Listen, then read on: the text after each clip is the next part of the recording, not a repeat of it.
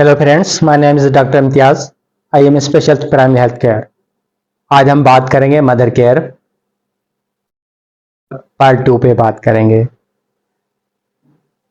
During pregnancy common problems कौन से होते हैं, ड्यूरिंग प्रेगनेंसी कौन से कॉमन काज हो सकते हैं, और ड्यूरिंग प्रेगनेंसी प्रॉब्लम और उसके में कैसे मैनेज करेंगे, और क्या डाइट है, डाइट का क्या रोल है न्यूट्रिशन इन प्रेगनेंसी में। हम इस 5 टॉपिक पे डिटेल के साथ बात करेंगे।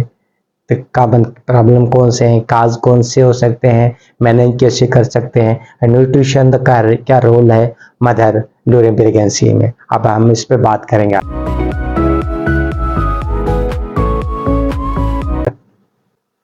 ड्यूरिंग प्रेगनेंसी में कॉमन प्रॉब्लम क्या होते हैं,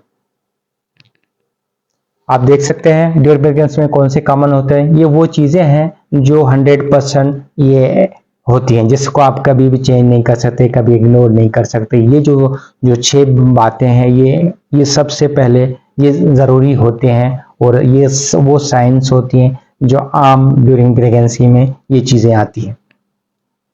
नंबर 1, मिस पीरियड। ये आपका जो ड्यूरिंग प्रेगनेंसी ये फर्स्ट साइन आपको ये मिलेगी, जिससे ये बंद हो जाएंगे। उसके बाद दूसरा जो साइन आती है नाजिया, जिसको हम मतली कहते हैं, ये दूसरी साइन होती है। और तीसरी जो स्वेलिंग आपकी ये आती है फ्रीक्वेंसी ऑफ यूरिन्स। स्टार्टिंग में जो है 2-3 वीक्स जो है यूरिन का आउटपुट ज़्यादा होता है, और टेंडरनेस आ जाती है ब्रेस्ट में।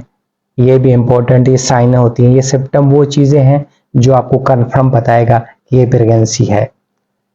मूड स्विंगिंग, ये चेंजिंग आएगी, और इंक्रीज आइब्स सेंसिटिव, जिसमें खाने में कोई चीज़ में उसमें स्मेल आपको ज़्यादा उसमें बढ़ जाती है, जैसे कोई चीज़ अच्छी नहीं लगती। क्योंकि ये वो चीज़ें हैं 6 जो 100% आप इसको चेंज नहीं कर सकते। ये वो चीज़ें हैं जिससे हमें कंफर्म पता चलता है कि ड्यूरिंग प्रेगनेंसी ये है या नहीं है। उसमें ये चीज़ें अगर किसी में साइन सिम्टम नज़र आती हैं तो ये 100% श्योरिटी होती है कि भाई ये प्रेगनेंसा है, इसमें वो चीज़ें आ जाती हैं। उसके अदरवाइज तो टेस्ट होती हैं, लेकिन ये चीज़ें सारी आ जाती हैं।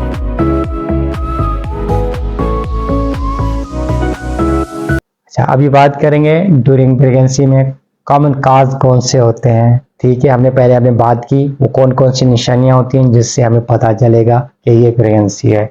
अब उसके हम काज पूछेंगे, जैसे वुमेंटिक और नाजिया थी। इसमें क्या होता है, मॉर्निंग सिकनेस आती है। ठीक है, अभी इसका किसकी वजह से होता है, ये हार्मोन प्रोड्यूस कौन करता है, ये प्लेसेंटा करती है।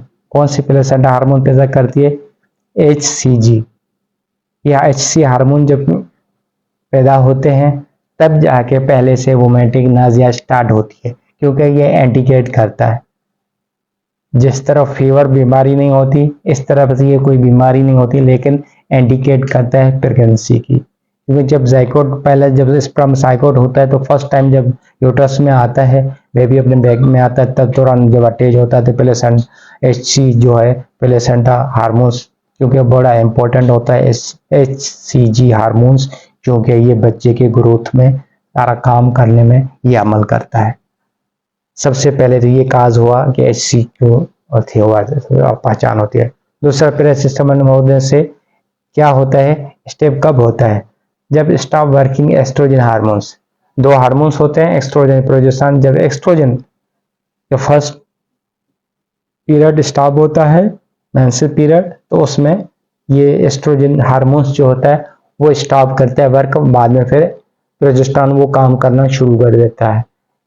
इसका काज ये होता है कि increase of urine more weeks 2 weeks होता है, क्योंकि उसमें उसके दौरान जब प्रेगनेंसी होती है स्टार्टिंग में उस तरह को ब्लड का सर्कुलेशन बढ़ता है, बढ़ने से उसको यूरिन को ज़्यादा फिल्टर करना पड़ता है, जिससे उसका स्टार्टिंग में यूरिन का आउटपुट ज़्यादा होता है, इंक्रीज होता है। उसके बाद जो इसमें निशानियाँ होती है ड्यूरिंग प्रेगनेंसी में कॉमन कौन से थे, लो ब्लड प्रेशर होता है अक्सर। इसीलिए हम इसको न्यूट्रिशन पे जब हम बात करेंगे तो आपको पहले और क्या करना है, क्योंकि ज़्यादातर जो होता है BP अक्सर लो रहता है। लो रहने की वजह से ज़्यादा बहुत चीज़ें मसला आती हैं इसमें लो, और ऊपर से खाना जो होता है न्यूट्रिशन वो भी बहुत कम होते हैं, जिससे ये ज़्यादा अफेक्टेड होते हैं। और दूसरा एनीमिया की आयरन, रक्त की कमी होती है, खून की कमी होती है, जिसको हम आयरन की बोलते हैं। ये भी ड्यूरिंग प्रेगनेंसी में कॉमन काज ये चीज़ें होती हैं। अब आयरन काज तो बहुत चीज़ें हो सकती हैं, जैसे न्यूट्रिशन सही ना होने की वजह से, पहले से ड्यूरिंग प्रेगनेंसी पहले से एनीमिक हो, वो चीज़ें हो सकती हैं। प्री एक्लेम्पशिया का मतलब था हाई ब्लड प्रेशर, ये आखिरी महीनों में होता है, स्टार्टिंग में नहीं होता।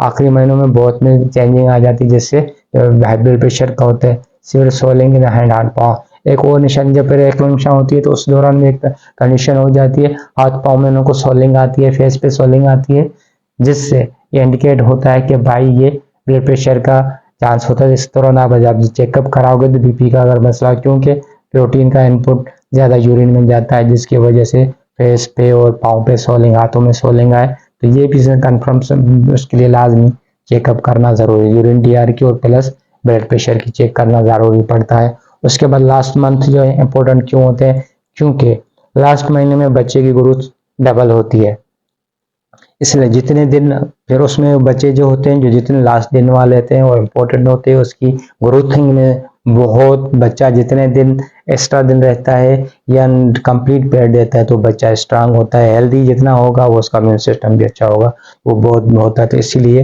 लास्ट जो इम्पोर्टेंट होता है डबल ग्रोथ होती है, इसीलिए ज़्यादा केयर करने की बच्चों की भी ज़रूरत पड़ती है,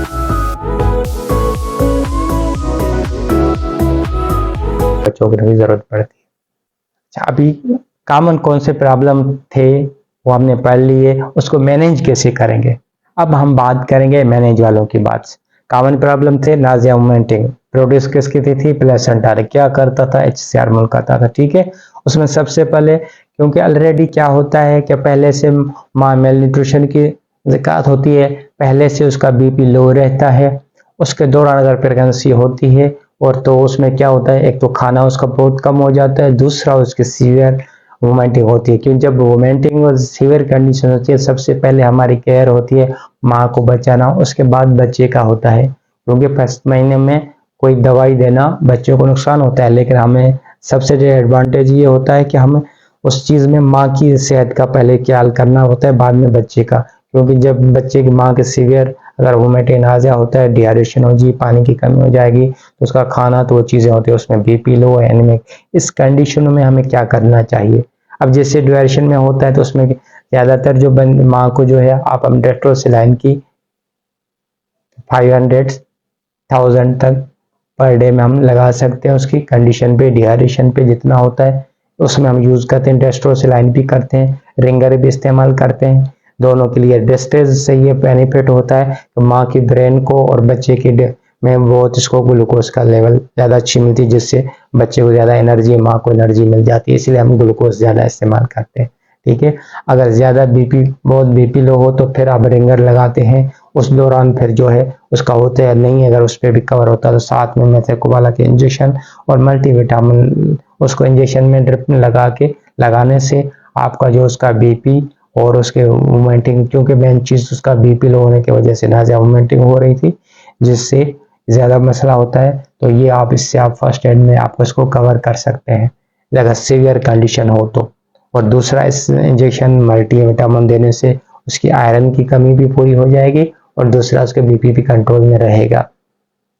ये चीज़ें जो है ये आप ड्यूरिंग प्रेगनेंसी अगर कॉमन में अगर सीवियर में हो कंडीशन में होती है तो इस दौरान में देते, नहीं तो आप बंदा नेचुरली तौर पे भी इसको इस्तेमाल कर सकता है। जिस तरह पर नेचुरली हम जो है ORS का या नीम को बना के वो इस्तेमाल करते हैं, लीमू या उसमें पानी नमक चीनी का बना के वो इस्तेमाल करते हैं, जिससे भी वो आपका बीपी कंट्रोल में रहता है, वो चीज़ें आ जाती हैं, वो एक नेचुरल। लेकिन कंडीशन जब ज़्यादा होती है, डिहाइड्रेशन सबसे ज़्यादा हो, तो फिर ये कंडीशन में ड्रिप में लगा के ये इस्तेमाल किया जाता है। हाँ, उसके साथ हम जो डेली मेडिसिन के फॉलिक एसिड और विटामिन B6 की ये जो टैबलेट हैं ये हम इस्तेमाल कर सकते हैं फर्स्ट महीनों में भी, क्योंकि ये आयरन की होती है और बच्चे के लिए और माँ के लिए दोनों ग्रोथ के लिए विटामिन B6 और फॉलिक एसिड बड़ी इंपॉर्टेंट होती है, क्योंकि फर्स्ट महीने में डेवलपमेंट होती है, वाइटल आर्गन होता है ब्रेन, जिससे वो डेवलपमेंट में बहुत काम करते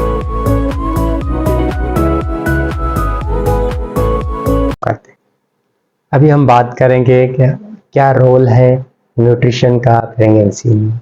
देखो भाई, न्यूट्रिशन क्या है, बैलेंस डाइट क्या है, किस तरफ है, आप बताएंगे। देखो, हमारी न्यूट्रिशन में ये 6-7 चीज़ें आ जाती हैं। जैसे कार्बोहाइड्रेट। कार्बोहाइड्रेट क्या होता है, जितना हम खाने में ग़िज़ा जो खाते हैं उसमें जो है कार्बोहाइड्रेट, कार्बोहाइड्रेट जो होता है उसमें हमें क्या मिलता है, हमें इसको एनर्जी मिलती है। कार्बोहाइड्रेट से शुगर और एनर्जी देते हैं, क्योंकि हम जो खाना खाते हैं वो पहले कार्बोहाइड्रेट में चेंज होता है, कार्बोहाइड्रेट चेंज होता है वो एनर्जी में होता है, जिससे ग्लूकोज में चेंज होकर फिर एनर्जी में होता है, जिससे फैट, दूसरा फैट सोर्स है वो भी हमारे को इम्पोर्टेंट रहता है। जब हमें जब एनर्जी की ज़रूरत पड़ती है तो हमारी बॉडी यूज़ करती है फैट को, एनर्जी में इस्तेमाल करती है। ठीक है, उसके बाद आता है हम ना प्रोटीन। प्रोटीन जो होता है वो होता है हमारी बॉडी बिल्डिंग के लिए काम होता है, जिसके हमारे मसल्स को स्ट्रांग करने के लिए प्रोटीन काम करता है। जो मिलता है किसमें ज़्यादा, ये सीड्स में मिल जाता है। फैट जो होता है, अब फैटी जो भी जिस तरफ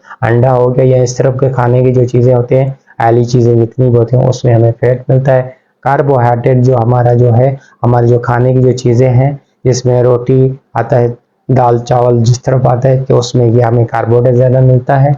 और विटामिन और मिनरल्स बहुत इंपॉर्टेंट रोल होते हैं, वो हमारे इम्यूनिटी के लिए, इम्यून सिस्टम के लिए आई बहुत बेस्ट इंपॉर्टेंट काम करते हैं। जिस तरह एक गाड़ी के लिए, जिससे मोबाइल ना हो तो गाड़ी किस काम की नहीं रहती, तो आगे जाके विटामिन बहुत हमारे को माइनर की पर डे की जरूरत पड़ती है, लेकिन बहुत इंपॉर्टेंट रोल होता है विटामिन का, जो हमारी इम्यूनिटी के लिए और बीमारी के डिफेंस के लिए बहुत काम करती है। और वाटर, वाटर तो वो बॉडी का हमारे 80-90% हमारी बॉडी में वाटर होता है, जो वाटर भी हमारे इस चीज़ में सारे जो हमारे बैलेंस डाइट होता है उसमें। अब बिफोर, पहले या ड्यूरिंग प्रेगनेंसी के दौरान इसका बहुत रिस्क होता है। अपना रिस्क से हम इस पर इस्तेमाल करने से हमें बहुत सी डिसऑर्डर जो रिड्यूस कर सकते हैं, पहले हो या बाद में डिलीवरी, इसके प्रेगनेंसी के दौरान हम इसको बैलेंस डाइट यूज़ करने से हमें क्या क्या बेनिफिट मिल सकते हैं। गैस्ट्रोएंटेराइटिस जिस तरह माँ होती है, तब हम जिस तरह की न्यूट्रिशन वाली चीज़ें हम खाने से ये जो बीमारियाँ, प्रीटर्म बर्थ होना, मतलब बर्थ से पहले बच्चे पैदा होना, उसको में शुगर वाले पेशेंट को मोटापे में, और plus preeclampsia high blood pressure में, इस दौरान की कंडीशन में, इस डिजीज में हमें बहुत बैलेंस डाइट जो हम जो इस तरफ की ग़िज़ा खाएंगे वो हमारे को बाधित है। अब उसमें हम किस तरफ खाना चाहिए, किस तरफ चीज़ होनी चाहिए। अब जैसे न्यूट्रिशन की हम बात करेंगे, 70% वेजिटेबल्स हैं, फ्रूट्स आते हैं जो उसको यूज़ करने चाहिए। ठीक है, वेजिटेबल्स और फ्रूट 70% खाने चाहिए और 20% राइस और खाना चाहिए। और मिल्क और मीट्स जितने आते हैं ये 10% आते हैं। एक टाइम तो आप दूध ले लिया, एक हफ्ते में ले लिया, 2 दिन लिया लेग फिश, ये तो आपको 10% समझ में आ गया। 20% राइस हम डेली एक टाइम 2 टाइम जो खाना खाते हैं उसमें ज़्यादातर जो हमारा यूज़ करना होता है फल फ्रूट और वेजिटेबल। उससे क्या होता है, बंदा हेल्दी रहता है, उससे न्यूट्रिशन मिलता है। आपको मैंने बताया विटामिन हमारी प्रोटेक्शन करती है बहुत चीज़ें। अब हम किस तरफ यूज़ किए जाते हैं, जिस तरफ हम सब्जी बनाते हैं, सब्जी में अब 2-3 किस्म की हम सब्जियां बना के उसमें अगर पत्तों वाली कोई भी सब्जी बनाते हैं 2-3 सब्जियां मिलाएंगे तो उसका न्यूट्रिशन अच्छा हो जाएगा। अगर हम जिस तरफ दाल बनाते हैं, दाल में 2-3 दालों का अपना मिक्स करेंगे, उसका जो न्यूट्रिशन मिला, जो प्रोटीन बनेगा, एक गोश्त के बराबर बन जाएगा।